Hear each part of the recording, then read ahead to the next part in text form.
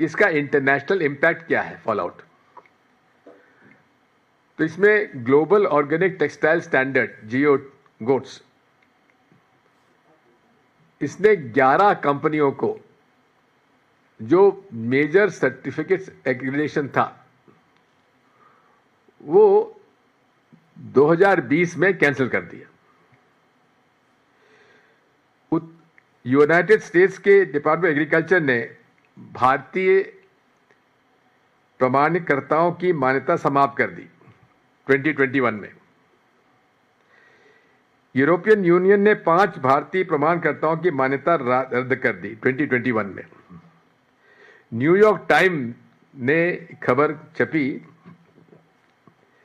कि भारत के 80% तक जैविक कपास निर्यात पर गलत लेबल लगा है, यानी कि इंटरनेशनल मार्केट में भारत के क्रेडिबिलिटी, विश्वसनीयता इसमें समाप्त होती है।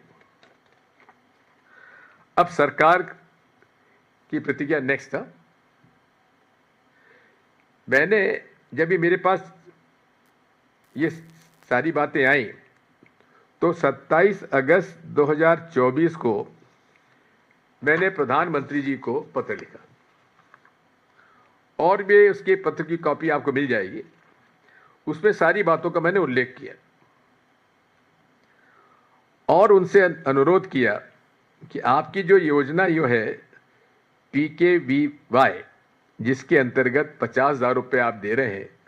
PKVY क्या है? परंपरागत कृषि विकास योजना, जिसका बड़ा श्रेय प्रधानमंत्री जी ने लिया है। उसके बारे में ये सारी डिटेल मैंने दिए हैं और उसके बाद जो प्रधानमंत्री जी को मैंने पत्र लिखा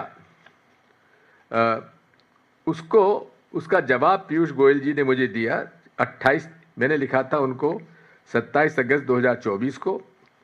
उसका जवाब मुझे मिला 28 नवंबर 2024 को। उन्होंने इसको स्वीकार किया। मैं पढ़ के सुना रहा हूं उनको, आई कोट, मैं आपको सूचित करना चाहता हूं कि जैविक कपास के प्रमाणीकरण में अनियमितताओं पर जुलाई एवं अगस्त 2000 में जांच की गई। 2024 में राष्ट्रीय जैविक उत्पादन कार्यक्रम NPOP विनियमन के प्रमाणीकरण में गंभीर उल्लंघन के आधार पर एक प्रमाणन निकाय को 1 वर्ष की अवधि के लिए निलंबित कर दिया गया और कुछ अन्य प्रमाणन निकायों को कार्रवाई जारी है। उत्पादक समूह यानी NPOP के अंतर्गत पंजीकृत रखो रद्द कर दिया गया, जो ICS जिसे कहते हैं।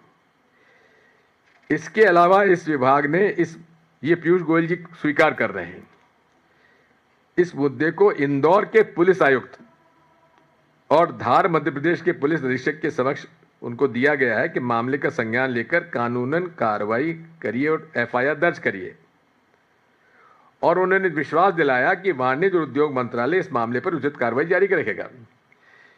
क्योंकि ये ऑर्गेनिक फार्मिंग जो विषय है, ये कृषि मंत्रालय के साथ साथ जो एक्सपोर्ट होता है वो कॉमर्स और इंडस्ट्री जो मंत्रालय है वो पीयूष गोयल जी के पास है, ये उसके अंतर्गत आता है। फिर राज्यसभा में मैंने एक क्वेश्चन इसी पर पूछा 20/12/2024 में, क्वेश्चन नंबर 2912।